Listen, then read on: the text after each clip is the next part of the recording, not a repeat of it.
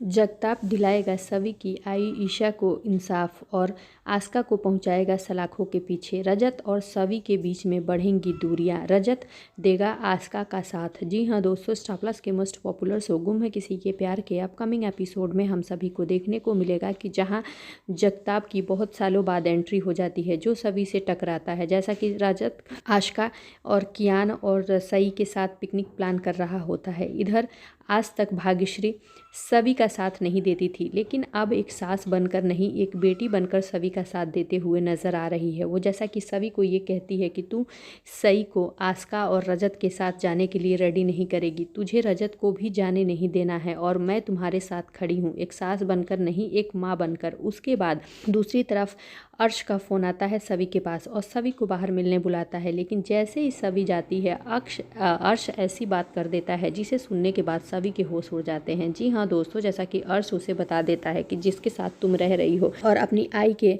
Accident का सच पता लगाने की कोशिश कर रही हो, तुम्हारा पति ही रजत ठक्कर ही अपनी एक्स वाइफ को बचाने की कोशिश कर रहा है, क्योंकि ये एक्सीडेंट ये उसकी वजह से हुआ है और आस्का को बचाने के लिए लॉयर के पास मिलकर सबूतों को मिटाने की कोशिश कर रहा है। क्या तुम्हें पता है? ये सुनने के बाद सभी के होश उड़ जाते हैं। वहीं सभी बहुत परेशान रहती है, फिर भी अर्श की बातों पर यकीन नहीं करती। लेकिन जब वो परेशान होकर रास्ते पर जा रही होती है तो जगताप उसे दिखता है। जहाँ जगताप को देखकर दौड़कर गले लगाती है, वहीं जगताप भी उसे गले लगाता है और सभी का हाल चाल पूछने के बाद जब उसे ये पता चलता है कि उसकी ईशा काकू के साथ ऐसा हो रखा है, तो सभी को वादा करता है और सभी के साथ घर भी आता है और कहते हुए नजर आता है कि मैं एक काबिल लॉयर हूँ और मैं सच की तह तक जाऊंगा सभी, तुम्हें टेंशन लेने की ज़रूरत नहीं है। तभी रजत आता है, रजत से जगताप का इंट्रो सभी करा। तभी सभी से जगताप कहते हुए नजर आता है कि तुम्हारी आई के एक्सीडेंट का गुनहगार जो भी है